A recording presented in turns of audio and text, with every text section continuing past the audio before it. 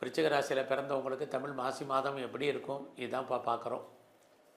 அப்படி பார்க்குற போது உங்களுடைய ராசிநாதன் செவ்வாய் பகவான் கோச்சாரத்தில் இந்த மாதம் 11ஆம் தேதி வரைக்கும் 3ஆம் இடத்துல இருக்கார். அதுக்கப்புறம் அவர் 4ஆம் இடத்துக்கு போகிறார். ஏற்கனவே 4ஆம் இடத்துல சூரியன் இருக்காங்க, ராகு இருக்காங்க, சுக்கிரன் இருக்காங்க, புதன் இருக்காங்க.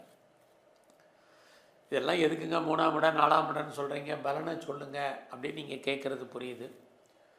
இதெல்லாம் எதுக்காக சொல்கிறோன்னா 3ஆம் இடத்துல உங்கள் செவ்வாய் இருக்கார் 11ஆம் தேதி வரைக்கும்னா 3ஆம் இடம்னா முயற்சின்னு அர்த்தம்.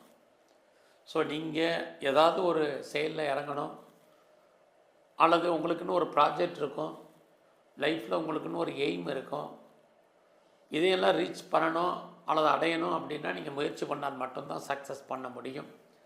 அதுக்காக தான் இந்த 3ஆம் இடத்தை சொல்கிறது, 4ஆம் இடத்தை சொல்கிறது. ஸோ நீங்கள் 3ஆம் இடம் நீங்கள் எவ்வளோவுக்கு எஃபர்ட் கொடுக்குறீங்களோ அதை பொறுத்து தான் உங்கள் வாழ்க்கையில் அமையும்.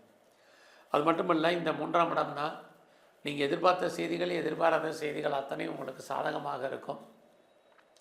யாரையெல்லாம் பெருசாக நம்பிட்டு இருக்கீங்களோ அவங்களாம் ஹெல்ப் பண்ணுறதுக்கான வாய்ப்பு இதெல்லாம் இருக்குது. எல்லாத்துக்கும் மேலே என்னென்ன, இந்த 3ஆம் இடத்துல கிரகம் இருந்தாலே இறைவனுடைய அனுகூலம் அனுக்கிரகம் பரிபூர்ணமாக கிடைக்குன்னு அர்த்தம். யாராக இருந்தாலும் சரி, இறைவன் உங்களுக்கு தோன்றா துணையாக இருந்து உதவி பண்ணுவார். யாரோ ஒருத்தங்க தெய்வம் மனித ரூபியான்னு நம்ம சொல்லுவோம், அது மாதிரியான ஒரு உதவி எதிர்பாராத நட்பு கிடைக்கிறதுக்கு உங்களுக்கு வாய்ப்பு நிறைய இருக்குது. அதிலே உங்களுடைய செவ்வாய் அப்படின்னாலே தைரியம்னு அர்த்தம், தன்னம்பிக்கைன்னு அர்த்தம், கான்ஃபிடென்ட்டுன்னு அர்த்தம், போல்ட்னஸ்ன்னு அர்த்தம். ஸோ எந்த ஒரு விஷயத்தையுமே துணிஞ்சு செயல்படுத்துவதற்கான எண்ணம், சிந்தனை, செயலாக்கம் இதெல்லாம் தான் 3ஆம் இடம். ஆக இந்த மாதம் 11ஆம் தேதிக்குள்ளே நீங்கள் என்னவாக ஆகணும்னு ஆசைப்படுறீங்களோ அதுவாக மாறுவதற்கான வாய்ப்பு 11ஆம் தேதி வரைக்கும் இருக்குது. அதுக்கப்புறம் செவ்வாய் 4ஆம் இடத்துக்கு போகிறாரு.